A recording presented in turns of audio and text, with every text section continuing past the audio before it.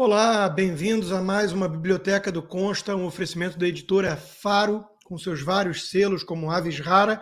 E hoje eu vou falar de um livro aqui com o autor, vamos ter um bate-papo, que é um livro que eu achei interessantíssimo de ler. Eu estava com ele no meu backlog, na minha fila de espera há um tempinho já.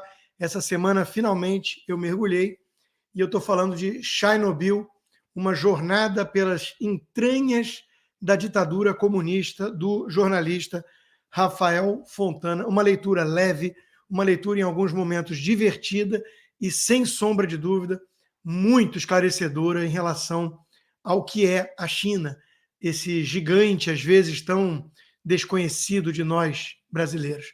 Rafael, seja muito bem-vindo. Obrigado, Rodrigo. É um grande prazer aqui para a gente ter essa conversa necessária neste momento. Pois Obrigado. o momento não poderia ser mais propício, né? A gente vai chegar lá, mas vamos começar do começo. Diz aí, conta para quem não leu o seu livro ainda e está interessado, como é que você foi parar na China? Você morou na China há alguns anos, aí chegou a morar em Pequim depois. Como é que aconteceu tudo isso? Exato, Rodrigo. Aconteceu porque quando eu trabalhava na Universidade de Brasília, surgiu a oportunidade de fazer lá o curso de mandarim. E eu comecei a estudar mandarim como um idioma novo. No princípio era só o idioma mesmo, e comecei a fazer contato com muitos chineses. Em Brasília tem bastante chinês aqui, tanto na universidade quanto na embaixada, no serviço diplomático, e fui me aprofundando na cultura chinesa. O objetivo naquele momento ainda era o chinês, era o país, o dragão, tudo isso que a gente sempre imaginou. E eu fui me aprofundando nos conhecimentos também políticos. Acabou que eu viajei para a China, primeira vez, gostei muito da experiência que eu tive como turista lá, foi bem interessante, e com essa aproximação veio uma proposta de emprego em 2015, então eu me mudei para a China para ser, primeiramente, professor universitário. E aí é uma coisa muito curiosa já, eu vou perguntar, óbvio, o que mais te chamou a atenção em termos de diferenças culturais do Ocidente. Mas logo no começo você revela também algumas experiências, ainda como turista, né, em relação a aqueles truques que, cá entre nós, carioca da gema, né, a gente não fica tão surpreso. Né, excesso de malandragem, a pessoa bonitinha que te leva para um lugar e depois tenta te colocar uma conta absurda, o taxista que roda para chegar no lugar e você mesmo compara com o taxista carioca, né? Mas assim, é impressionante, pelo menos para mim fica isso, né? O grau de encenação na China. Tudo parece envolto em mentira. Até mesmo a sua experiência, eu aproveito e peço para você contar de forma resumida, né? Sua experiência como neurocirurgião, que é uma parte bastante divertida do livro. Mas, assim, tudo é possível, porque parece que eles vivem de engodo, né? Exatamente. Deixando meu abraço aí para o pessoal do Rio de Janeiro, DDD 21, nunca nos decepciona, né? Rodrigo, mas é isso que acontece. No começo, e aliás, muito brasileiro tem essa imagem de que o asiático é japonês, né? Foi de quem a gente mais se aproximou, que é tudo certinho, correto. Nada disso. A China, a brincadeira que a gente tinha lá com o Eduardo Meira, era falar, a China é uma várzea, mas é exatamente isso. Eles vivem de uma mentira o tempo todo. E não é só a mentira para o estrangeiro, é entre eles mesmos. Né? Eles se enganam. Não pense que assim, não, nós vamos enganar o resto do mundo. Entre eles se enganam. E tem essas farsas todas. Então, tem desde os primeiros golpes, já na minha experiência como turista, que eu não imaginava, né? Que ia sofrer o golpe da conta. Da conta. A pessoa vai pedindo, senta com você na mesa, né? Uma mulher, uma jovem atraente, te leva até um bar e começa a pedir coisas que você não sabe o preço e um monte de coisa na mesa, de repente vem uma conta que era 10 vezes o que custaria em qualquer outro lugar. Então, já foi o primeiro golpe. E depois que eu me mudei, isso aconteceu, esse primeiro golpe do restaurante, foi em 2009. Em 2015, quando eu me mudei para a China, logo que eu chego, eu consigo um bico para fazer um trabalho de fim de semana como professor. Eles me chamam, não, você é professor, você vai ser professor. E eu cheguei lá, era uma cilada. Colocaram o meu currículo como neurocirurgião. Veja bem, um jornalista me colocaram no currículo lá, neurocirurgião, formado ali com especialização nos Estados Unidos. Ou seja, eles inventam uma história que eu não sei nem de onde eles tiraram isso. mas, de repente, eu estou lá e preciso me comportar como tal, porque a fraude já estava de um tamanho, com os convidados chegando, me cumprimentando, tirando foto, fazendo vídeo, que eu não tinha como retroceder. Então, eu fui... Tudo isso para vender produto depois, né?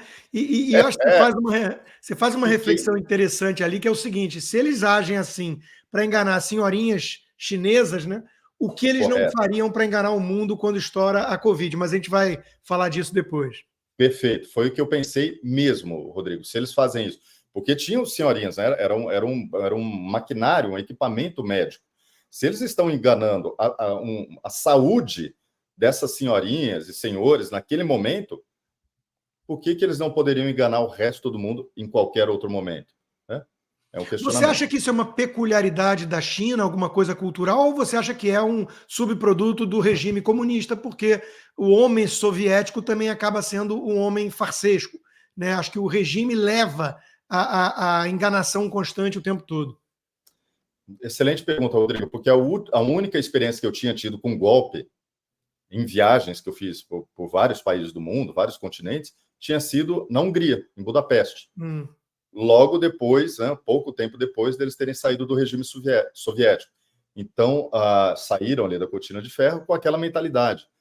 Tanto na União Soviética, isso aconteceu muito, eu conversei depois com russos, e também na China, de você viver uma mentira. E daí que vem o nome do livro, Chernobyl, ou Chernobyl, que é justamente uma menção ao acidente de Chernobyl, ao desastre que aconteceu, e toda a mentira que levou a acelerar o colapso da União Soviética, daquele regime.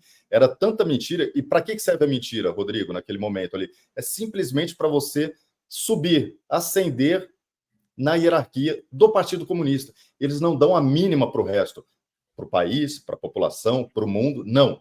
São interesses mesquinhos, pessoais, individuais, de você crescer e enriquecer. Nada além disso. É interessante a analogia, porque o acidente de Chernobyl, aliás, tem um documentário muito bom, né, no Netflix mesmo, recomendo a quem não viu que veja, tem livros bons sobre o assunto, mas fica aquela coisa das camadas hierárquicas, né? E você com medo de perder um tipo de promoção, ascensão ali na carreira dentro do regime, você esconde informações que são relevantes para a vida ou morte de muita gente, né? Então, é realmente algo que tira o accountability, a responsabilidade dos indivíduos e qualquer transparência, né? Então, me parece um subproduto nefasto do regime comunista. Aí a China tem um negócio um tanto peculiar, aí sim, que é o tal regime lá de crédito social. Eu separei aqui um trecho na página 134, que é interessante. Você, inclusive, faz uma previsão meio sombria de como isso vai acabar. Muito além das ficções apavorantes de 1984 e Black Mirror, o sistema de crédito social da China constitui o sonho de todo ditador. Ele está experimentando nesse início de década a primavera de sua existência. Na sequência, o verão irá esquentar o ânimo daqueles que perderam seus pontos, juntamente com suas esperanças, porque também tem a questão das falsas promessas e do estelionato aí. E no outono do sistema de créditos cairão não folhas, mas máscaras. Passado esse momento, o inverno irá chegar ao regime de Xi Jinping. Explica um pouquinho para quem não sabe como é que funciona esse sistema de crédito e por que você tem uma previsão tão pessimista dele. Perfeito, Rodrigo. Não daria para ser otimista, não tem como. É algo que vai contra a natureza humana, como todo o regime socialista. Eu estive lá no momento que começou a ser implantado, primeiro como uma experiência voluntária. Quem quisesse participar, é aquele voluntário já empurrando as pessoas para entrar. Olha, se você entrar agora, você já ganha ponto, né? Então, vem essa situação. O sistema de crédito é o seguinte: as pessoas que se comportam de acordo com aquilo que o regime prega, tudo aquilo que eles almejam de um cidadão exemplar, você ganha pontos. E, pelo contrário, tudo que você faz que seja contra o regime, contra o sistema, contra a sociedade, que é uma mentira, né? Não é uma sociedade, é contra o planejamento socialista. Você perde pontos.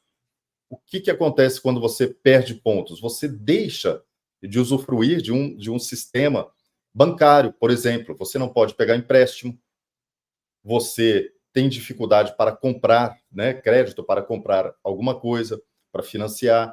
Você passa a ser proibido, veja bem, né, país comunista, proibido de entrar na primeira classe de um avião ou dos trens balas. Sim, porque lá tem classe, minha gente. Só no trem são 6 classes. Né? Isso é o comunismo funcionando bem. É o socialismo. Quem tem mais dinheiro vai no trem-bala de primeira classe. Quem tem um pouquinho menos vai na segunda classe, mas também do trem-bala. Quem tem menos dinheiro vai chegando ali a um trem horrível, lamentável, que vai devagar, quente, terrível. Né? Eu experimentei, inclusive, esse trem uma vez. Então, esse sistema afasta as pessoas, cria guetos entre a própria sociedade, a própria população. O cidadão passa a se separar. Porque o Rodrigo tem lá 10 pontos. Vamos colocar uma escala de 0 a 10. Ele está com 9,8.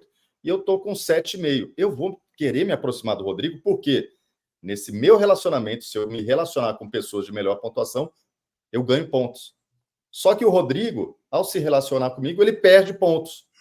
Rodrigo, você vai querer ser visto comigo em algum lugar?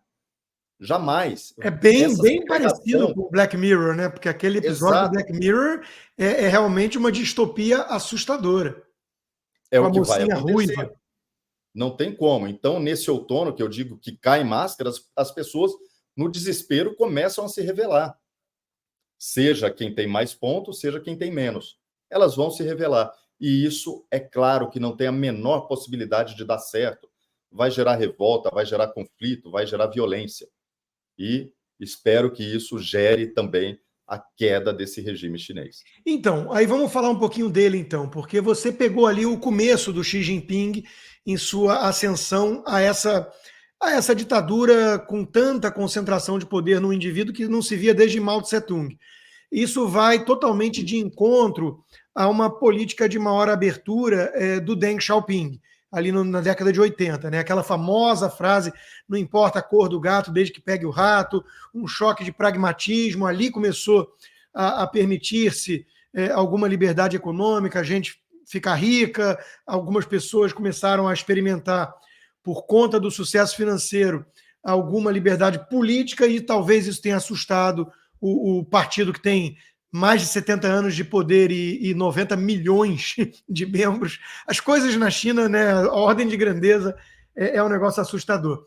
Mas qual a sua visão em relação a esse passo a passo que o Xi Jinping tomou para acumular esse grau de poder hoje, e se você vê alguma possibilidade disso reverter num curto prazo de tempo? Excelente, Rodrigo. O Xi Jinping, ele é extremamente habilidoso, ele é um estrategista.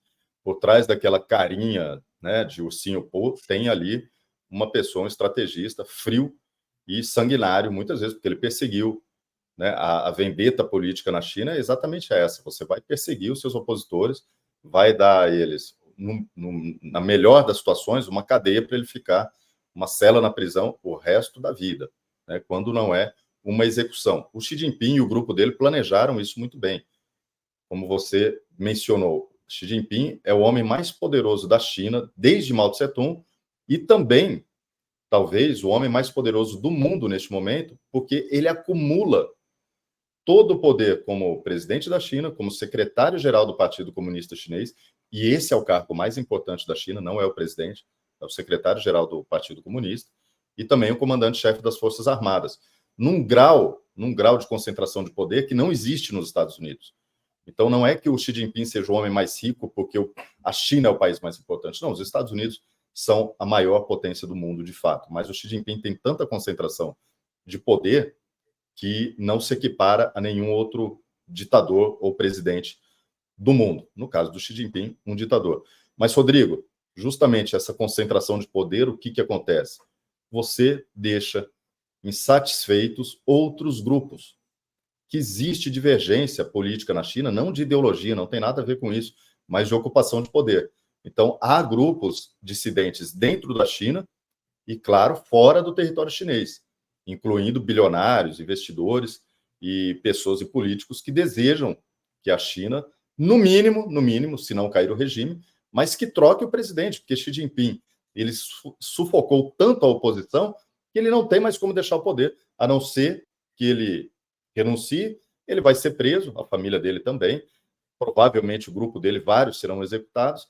Então, esse apego ao poder chega a ser uma fraqueza, porque ele fez inimigos, ele fez oponentes que vão querer. Nenhuma revolução dessas socialistas começam ali com o povo, com o operário, com o trabalhador, com o camponês. Ela sempre vem de cima para baixo.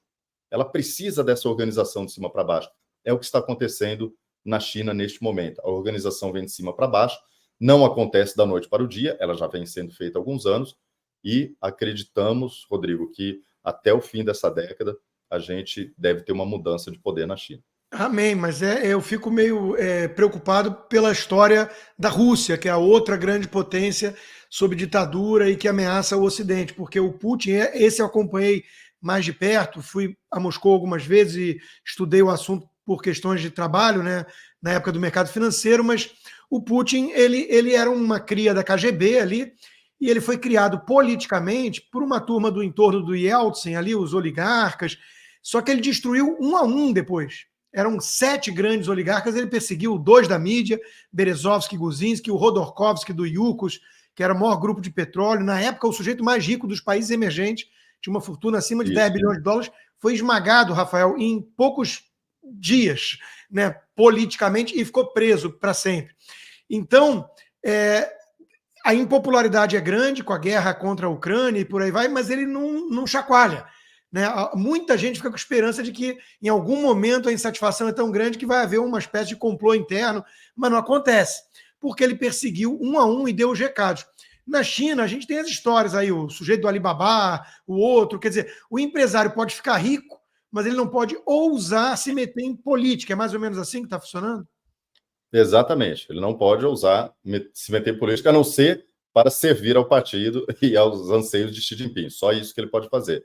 Mas essa comparação que você fez é perfeita. Não é uma questão de esperança. É como o mundo se movimenta e aconteceu em outros momentos. Pode levar menos ou mais tempo, mas os ditadores eles acabam caindo em algum momento. E também a questão econômica, né? Nenhum desses dois países, nem a China, nem a Rússia, de certa forma, eles experimentaram uma queda, por exemplo, no poder de compra, que isso pesa muito para o cidadão. Sim. Só que da forma como a coisa está indo, a China, ela vira parceiro comercial de todo mundo e ela destrói os países de quem ela virou grande parceiro comercial.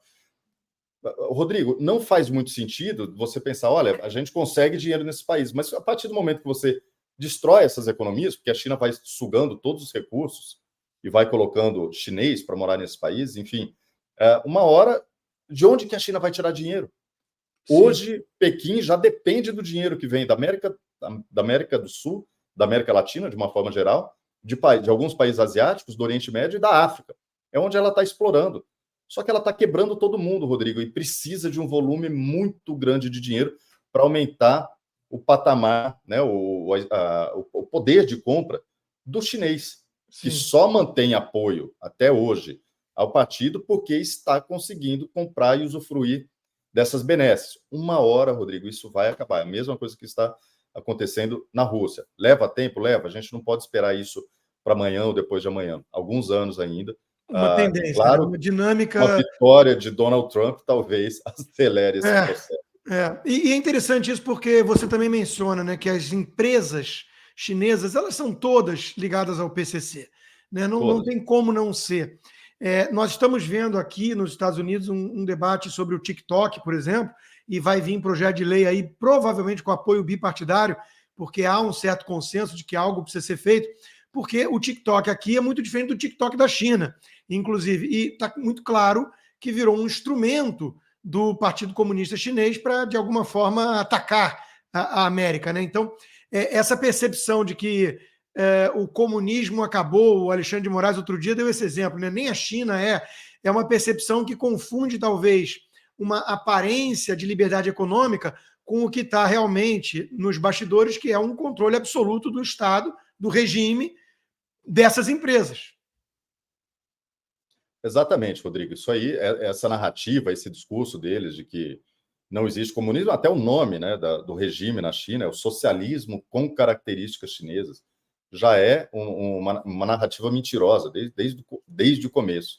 Eles sempre ficam falando agora sobre futuro compartilhado da humanidade, e você vê parlamentares brasileiros repetindo a mesma balela, a mesma conversa.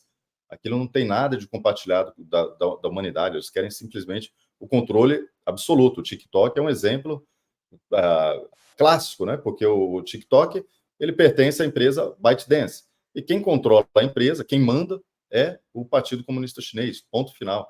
Eles que decidem tudo que vai acontecer lá dentro, seja no TikTok, seja na Huawei, na Xiaomi, na BYD, que vende esses carros, é o famoso Tesla para pobre, né? Então, são várias empresas atuando no mundo inteiro para o regime. O TikTok é muito emblemático o caso, porque ele atua na esfera da comunicação e da propaganda.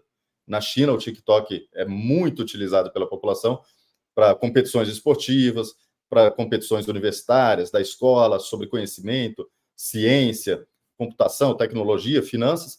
Aqui o TikTok é uma bobagem, né? Aqui no Ocidente, seja Brasil, Estados Unidos, outros países, ele é uma bobagem que vicia as pessoas, vicia em tudo que é ruim, em jogo. Imbeciliza, né? Imbeciliza todo mundo. De uma forma assustadora, e também no conteúdo adulto, pornográfico, né, que deixa as pessoas presas àquilo, que não conseguem fazer mais nada na vida, a não ser ficar olhando para a tela do celular ou do computador.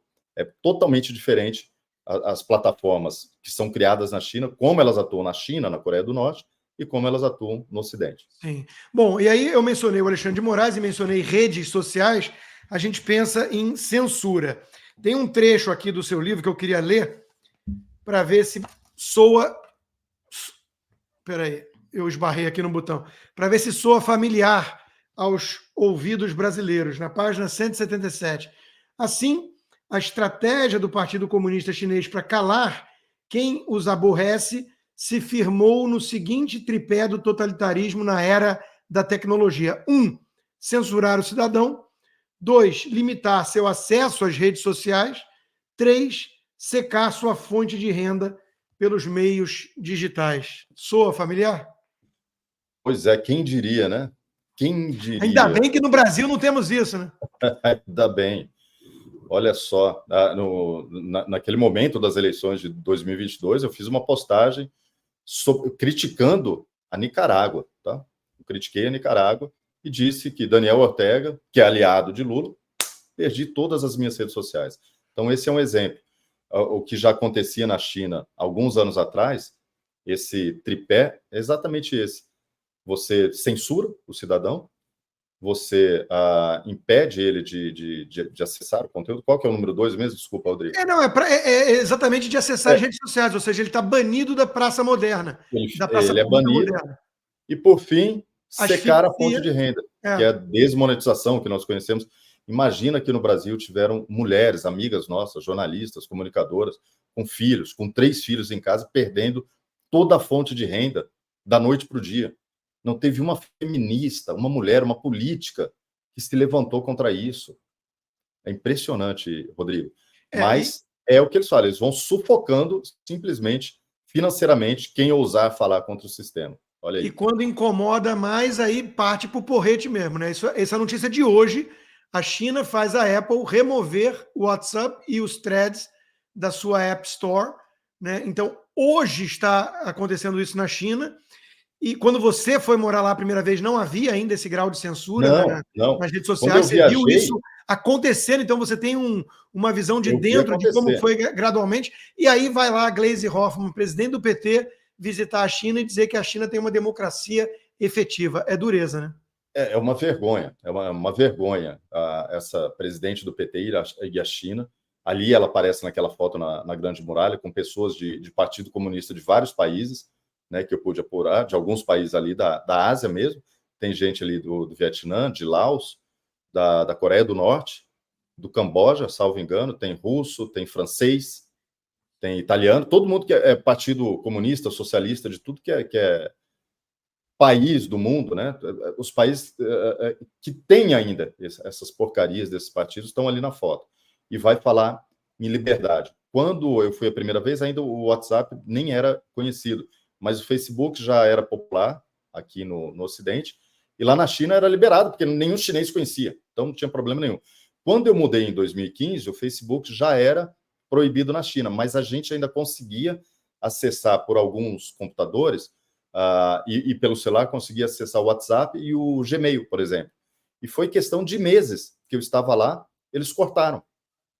Claro, a gente já tinha o VPN para acessar outros conteúdos, que acabou sendo útil. Agora, simplesmente, tiraram o WhatsApp da Apple Store, proibiram você de baixar o aplicativo.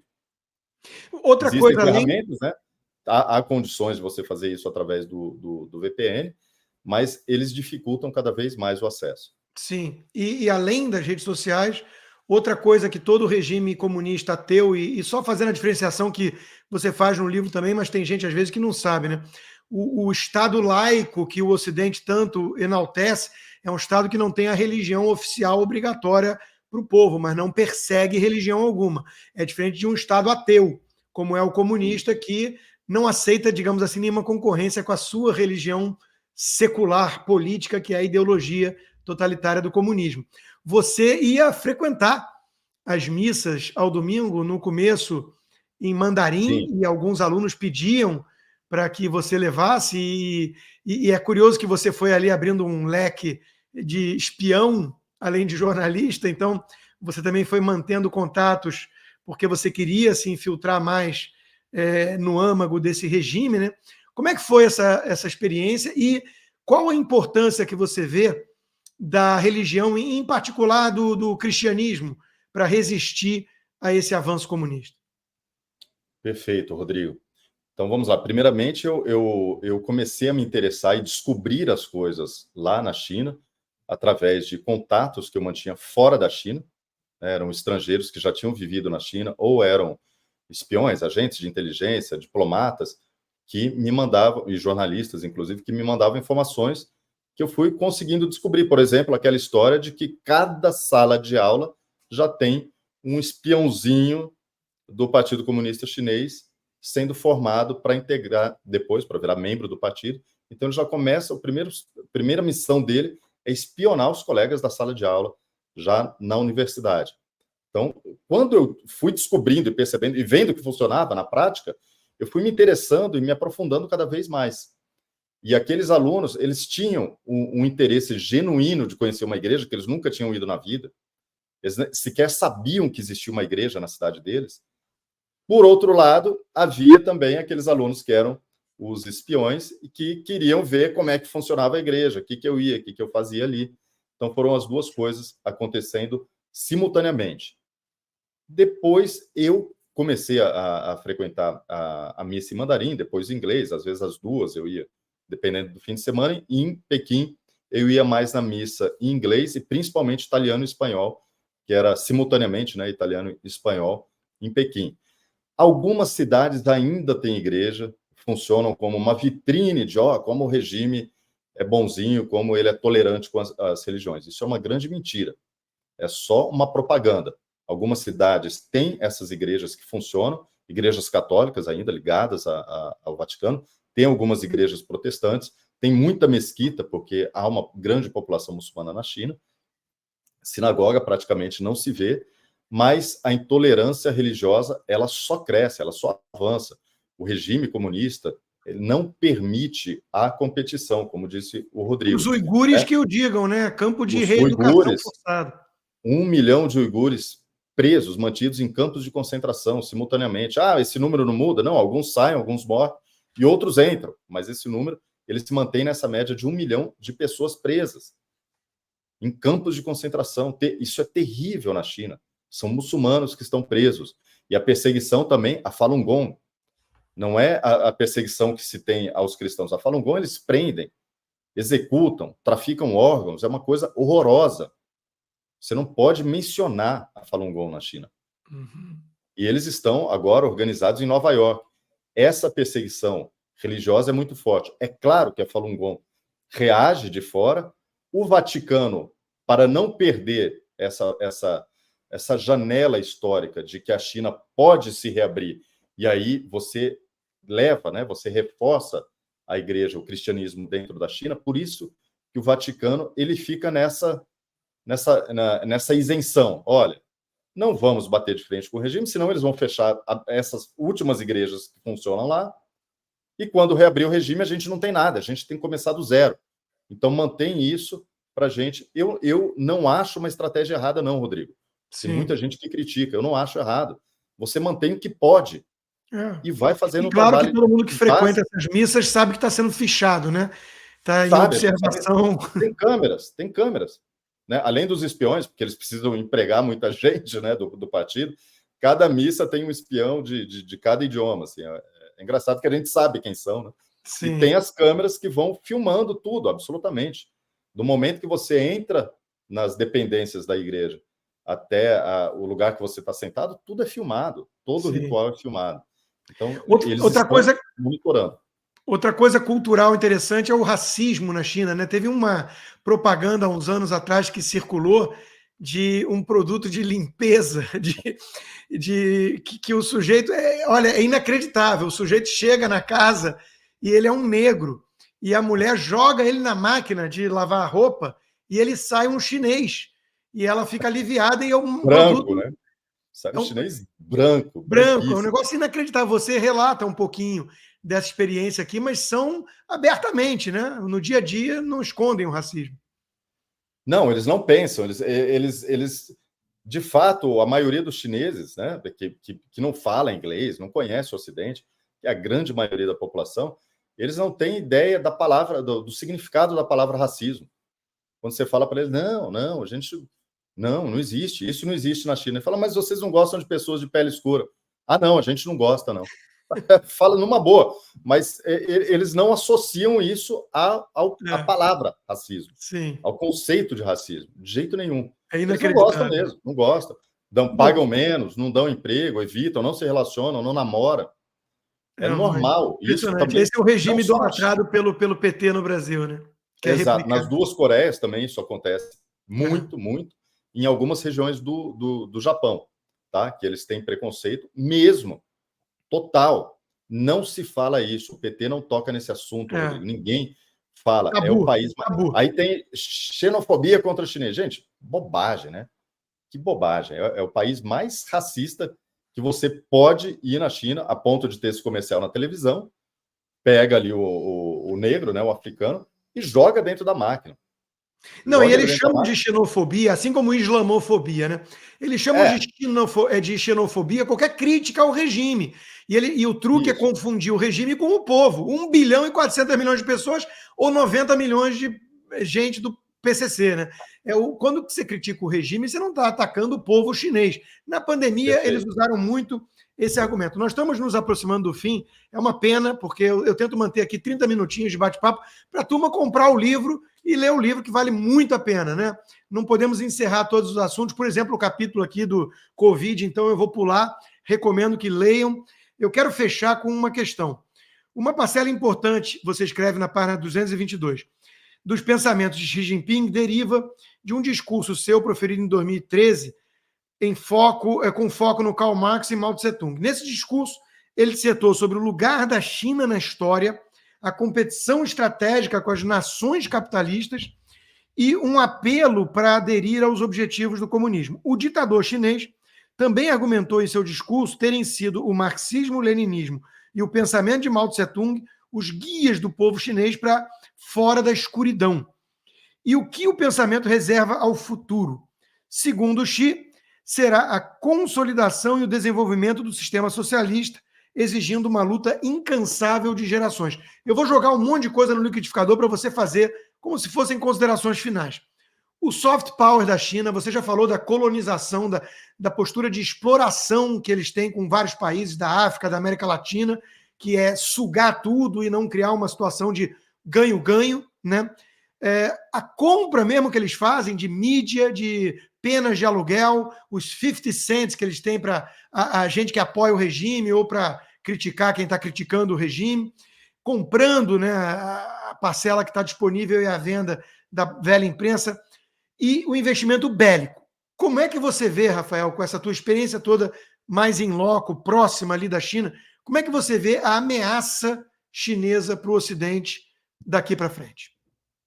Eu vejo, Rodrigo, uma ameaça que ela não cessa, ela continua crescente. Nós vemos principalmente o que acontece no Ocidente, tá? na América do Sul, em particular, temos uma base militar aqui na Argentina, é uma ameaça, e de novo é uma mentira o discurso, porque eles levam à escuridão. Todo esse discurso de liberdade, de luta de gerações, é para mascarar um regime totalitário em escala global que eles esperam implantar muito antes do globalismo, né? Esse pensamento ele veio antes. E hoje eles encontram no globalismo uma pauta que converge em muitos aspectos simplesmente para a tomada de poder, mas que os objetivos são distintos. O comunismo, ele simplesmente, todo o pensamento marxista, leninista e também maoísta, ele prevê simplesmente a tomada do poder, a escravização do maior número de seres humanos e a manutenção de uma elite que vai controlar absolutamente todo o resto. Eles pensam em fazer isso no resto do mundo. Esse é o objetivo final, trágico e cruel do comunismo, que nós precisamos combater, Rodrigo, todos os dias que eu falo sobre boicote a produtos chineses, a serviços chineses, é o começo, é uma coisa muito pequena e singela. E outra é a comunicação, é a gente levar essa informação adiante dos perigos de um socialismo mundial. E Taiwan está aí na fila de espera para eles abocanharem de novo, né? Perfeitamente. Taiwan não seria uma pena, né, e um grande perigo para o mundo se Taiwan cair nas mãos do regime comunista. Sim. Vai ser o grande teste aí, talvez, num prazo mais curto. Rafael, muitíssimo obrigado pelo bate-papo, parabéns pelo livro, gostei muito da leitura mesmo, recomendo a todo mundo que está assistindo. Estou aqui, link... Pensadores da Liberdade, aqui. Eu vi, aliás, eu ia agradecer, eu vi aí em destaque. O link para comprar o livro do Rafael está aqui embaixo, está na Amazon. Rafael, muito obrigado, até a próxima. Eu que agradeço. Até. Valeu, turma. Obrigado por mais uma Biblioteca do Consta. Nos vemos aí.